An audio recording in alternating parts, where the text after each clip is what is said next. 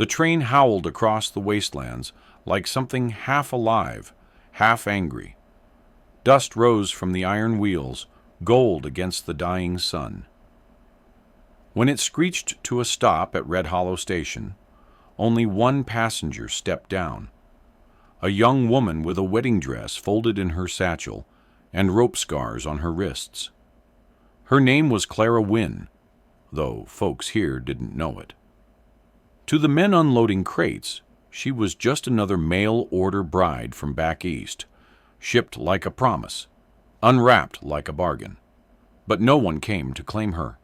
The telegram she carried said, "To Miss Clara Wynne, arrival confirmed. Await my man at Red Hollow. J. Calder." She waited. An hour passed, then 2. Only the crows and the wind gave her company, both loud and unkind. When she asked the station keeper if anyone had been by that name, he spat his tobacco and said, "Calder's dead. Got shot over a fence line 6 days back.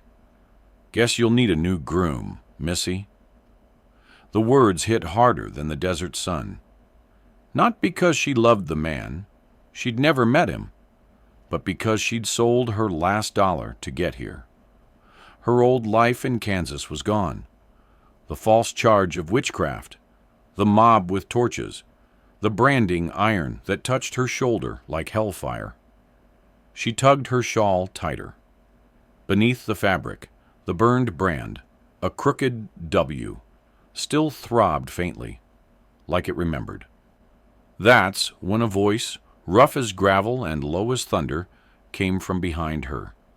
"You ain't from here," it said. She turned. A tall man leaned on the station fence, coat torn, jaw rough with days of beard, and eyes that carried too many graves. His left hand shook slightly when he reached for his hat. The right one held a bandaged rifle, the kind used more for ghosts than coyotes. "I'm not from anywhere anymore," she replied. The man nodded, slow. "Then you fit right in." He introduced himself as Elias Rourke, a rancher from a dying stretch of land north of the canyon. His voice didn't invite questions, but it didn't push her away either. He said he could use a cook. She said she could use a roof. Neither of them smiled. The deal was made in silence, under a sky the color of cooling iron. As they rode out of town, the wind lifted her shawl, and the old scar glinted against her skin. Elias saw it, but said nothing. He just slowed the horse a little, as if the night air might sting her shoulder less. Behind them, Red Hollow shrank to a dot of smoke. Ahead, the Badlands stretched endless and empty. Two strangers riding into a land that had already judged them both. And from the rattling train behind, the conductor muttered, "That ain't the bride he ordered. But hell, maybe that's the one he needed." If you love quiet courage in the Wild West, subscribe for more tales. The wind changed when they reached his land. Not softer, just different. It carried the smell of smoke and sage, of something once alive that had been cut down too soon.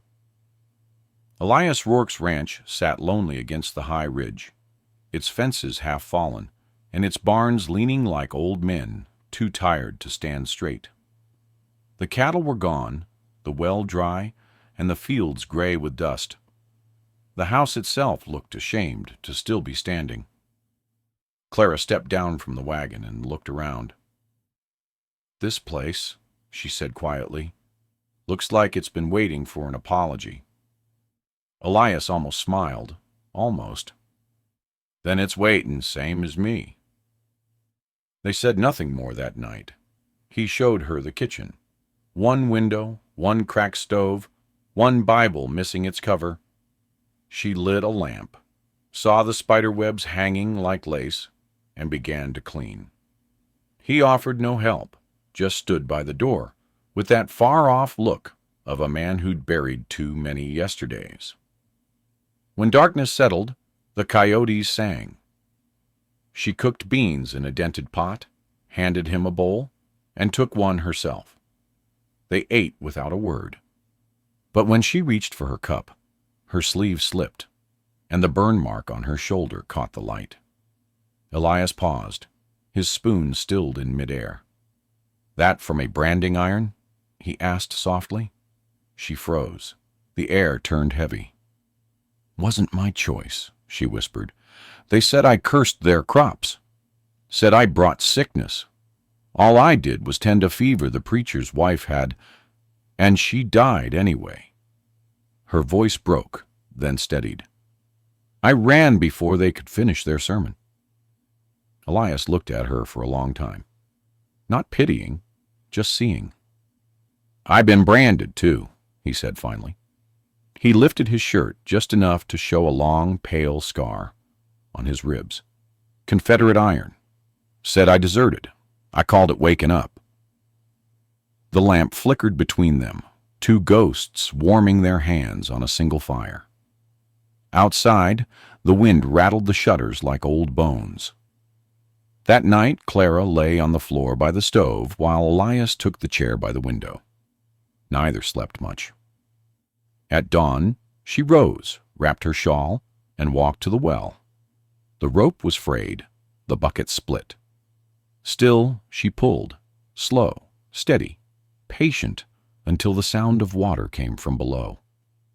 By evening, the house smelled of soap and bread. Elias stood by the doorway, watching her scrub the dirt from the walls. He didn't thank her, but something eased in his shoulders. Maybe because the silence no longer hurt.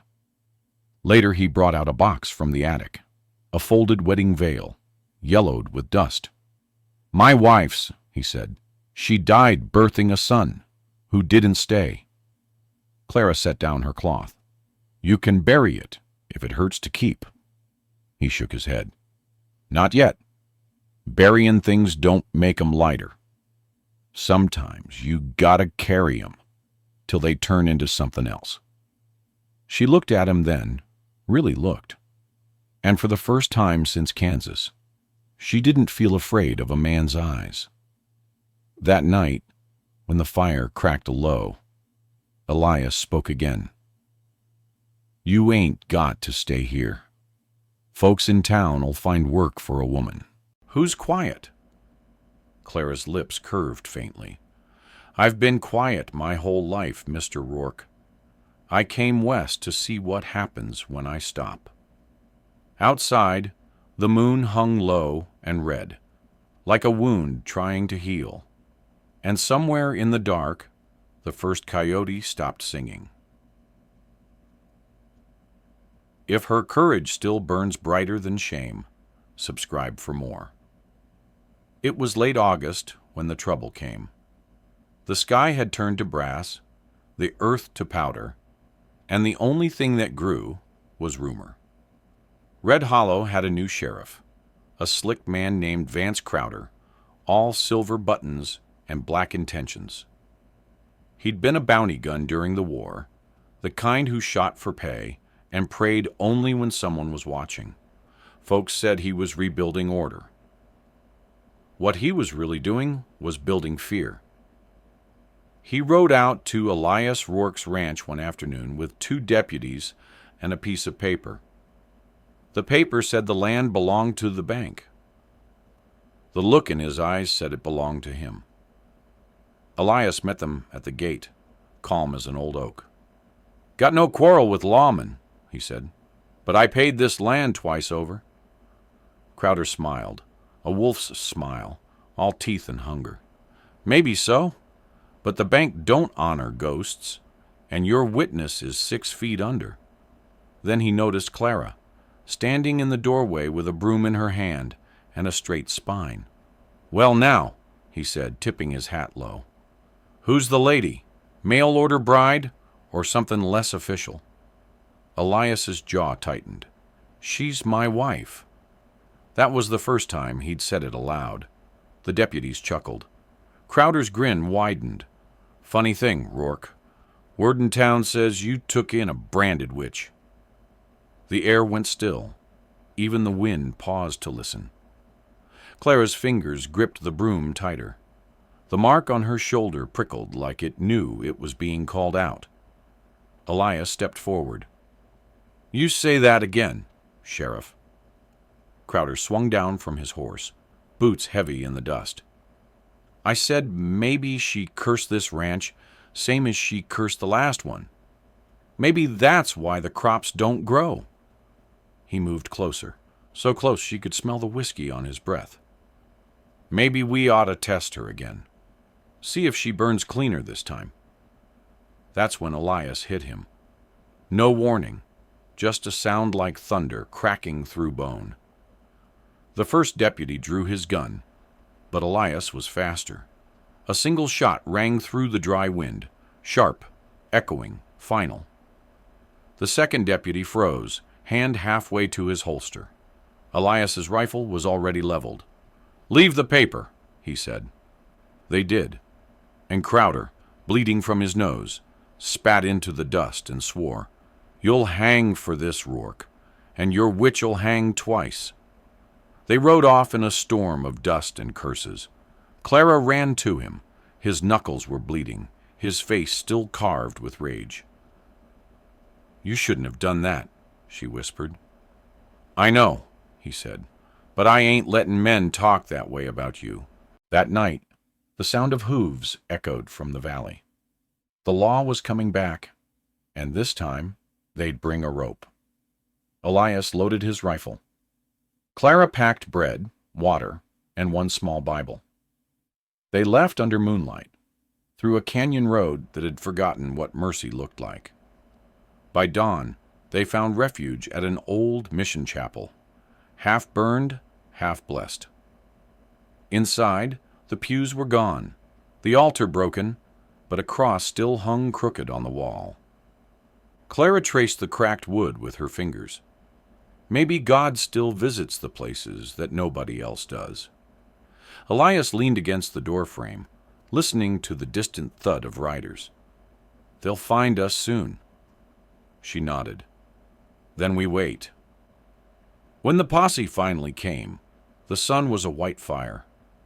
Bullets tore through the chapel walls like angry bees. Elias returned fire, slow and steady. Clara stayed low, whispering prayers she didn't remember learning. One bullet grazed Elias's arm. Another split the cross clean in two. Dust filled the air like smoke. And then, silence. Through the haze, Crowder's voice came again. "Come out, witch. Let's see if your man's blood can save you." But before Elias could move, Clara stood. She stepped into the doorway, hair loose, eyes steady. "No man's blood saves me," she said. "Only truth." She lifted the burnt sleeve from her shoulder and showed them the mark, not as shame, but as proof. "Y'all called me cursed, but I'm still here. That means your curses don't work." For a moment, no one moved. Then a small voice from the back of the posse, a child's voice, piped up, trembling. "Ma, she looks like us." It cracked the silence like a prayer in a graveyard. Crowder's face twisted. "Get back, boy!" But the child's words had done their damage. The crowd, once loud, now uneasy, began to shift, murmur, hesitate. Elias stepped beside her, rifle still warm. "You done here, Sheriff?" he said. Crowder looked around, saw no one following him, and spat into the dirt again. "This ain't over." Then he turned his horse and rode off, alone. The wind carried his dust away, and for the first time in months, Clara felt the air move easy again. If truth still stands when fear breaks, subscribe for more tales. They rode until the canyon light faded to dusk and the smell of sage filled the air again. Elias's arm bled through his sleeve, dark and quiet. Clara tore a strip from her skirt and tied it tight, the knot trembling only once. Neither spoke much. There wasn't anything words could fix. The old trail bent through the hills like a question no one wanted to answer. By nightfall, they reached a dry creek bed lined with dead cottonwoods. The stars hung low, fierce and watchful. Elias built a fire that didn't smoke. Clara warmed her hands, watching the shadows play across his face. He caught her looking. "You did something back there," he said. She blinked. "What do you mean?" "That crowd. I seen fear before, but you turned it. They looked at you like maybe they were the ones being judged." She shrugged. "Maybe they were." Silence again, the kind that holds two lives in it. After a while, Clara reached into her satchel. She pulled out a small bundle wrapped in cloth, the old brand iron. She'd carried it since Kansas, as if the proof of what they'd done to her kept her honest somehow. The metal still stank faintly of burnt flesh and hate. She set it in the fire. Elias frowned. "You sure?" She nodded. "I'm done carrying what ain't mine." The flames bit into the iron. It hissed and smoked, curling like something alive. The smell was foul, metallic, final. When it was red hot, she used a stick to lift it out, trembling but steady. "Give me your shovel," she said.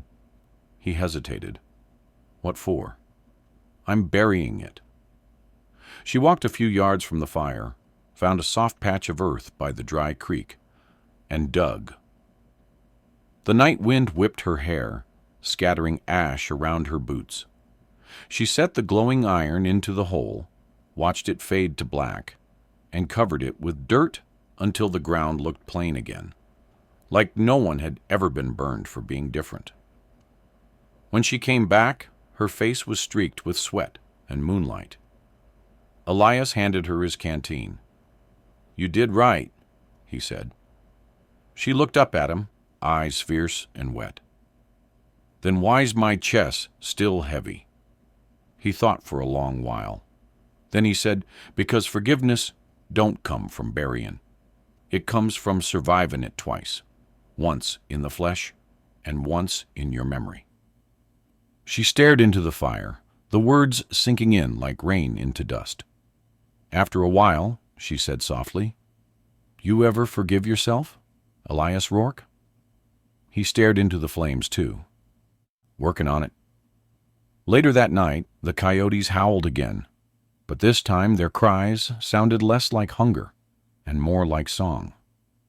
Clara lay under the open sky, and for the first time, sleep came without dreams. When dawn broke, she woke to find Elias sitting by the creek, the dirt from the burial still on his boots. He held a small piece of metal, the crooked W from the brand, pried loose before she buried the rest. It was bent, blackened, and small enough to fit in his palm. "What are you doing with that?" she asked. He turned it once in the light. "Thought maybe we shouldn't let 'em have the last word." He took out his knife, scraped the edges, and turned the W into something else, a shape like a bird mid-flight. Then he handed it to her. "Now it ain't a brand. It's a sign." She took it carefully. It was still warm. "Maybe I'll keep it," she whispered. "Not as what they did, but what I lived through." He nodded once. "That's what surviving means, miss." She smiled faintly. "It's Mrs. Now, remember?" Elias's mouth curved, slow and weary. "Yeah, guess it is." The fire died behind them. Ahead lay the road back toward Red Hollow, a road neither of them wanted, but both knew they had to take. The world wouldn't change just because one crowd had gone quiet. But sometimes quiet was the first sound of something new being born. If you still believe scars can turn into wings, subscribe for more tales. They returned to Red Hollow a week later, slow and unannounced. The town had gone quieter since the gunfire. Fear does that. It makes even the loudest men walk softer. Dust still ruled the streets, and the same iron church bell still hung, cracked, but something had shifted, faint and human. Clara wore her shawl low that morning, the old scar hidden beneath the edge. Elias rode beside her, arm bandaged, face unreadable. The townsfolk watched from behind windows, their silence heavy as judgment. They went first to the sheriff's office. Crowder wasn't there. His deputy, a boy hardly old enough to shave, met them at the door. "Crowder's gone," he said. "Left 2 nights back. Word is, he rode south. Didn't say why." Elias nodded once. "Then I reckon that's answer enough." They turned to leave, but the boy called after them. "Ma says you can use our well if yours runs dry." Clara stopped. A small kindness, clumsy but real. She met the boy's eyes and smiled. "Tell your ma I'll bring her bread next time." Outside, the noon light hit hard. Yet it didn't feel cruel anymore. Just honest. They spent the next months rebuilding what had been burned. The ranch slowly began to live again, not in the way it used to, but in the way wounded things do. The well filled with spring water. A single calf was born in October. And beneath the cottonwoods by the dry creek, Clara planted a small patch of wildflowers. She worked the dirt with her bare hands, nails black with earth. Every handful she turned over felt like another breath she'd been holding since Kansas. Elias watched from the porch, his shoulders still stiff, his heart quieter than it had been in years. "You plantin' for a show or for ghosts?" he asked one evening. She looked up, wiping her brow.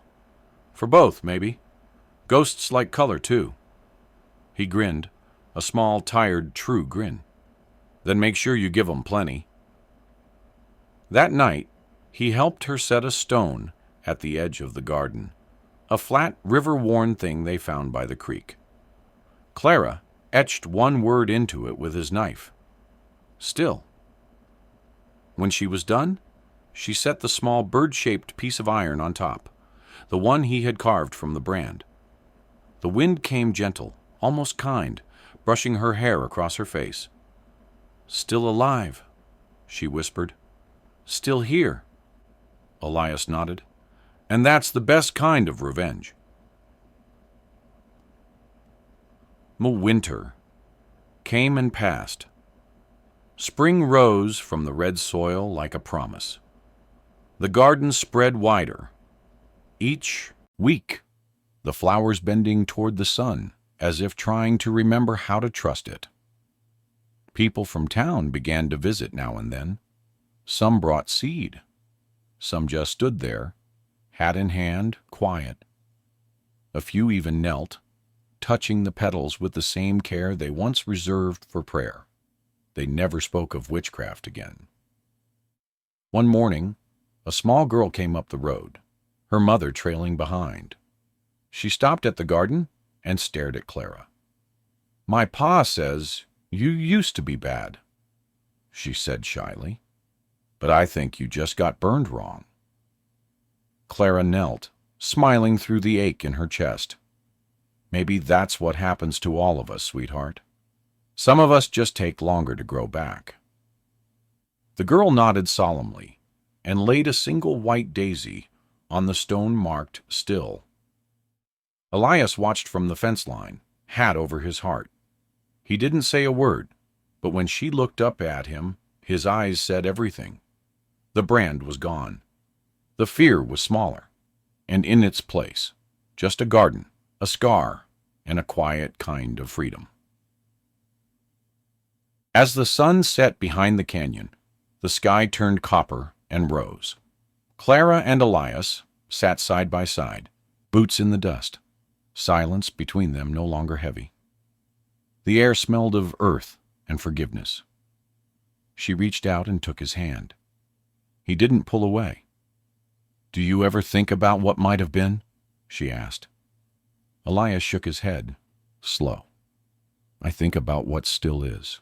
That's enough for me. She leaned her head on his shoulder, the light fading to gold. And in that quiet, between the dying sun and the growing dark, the old West held its breath. A woman branded, a man broken, both still standing. Not saints, not heroes, just survivors. If you still believe mercy grows where fire once burned, subscribe for more Wild West tales.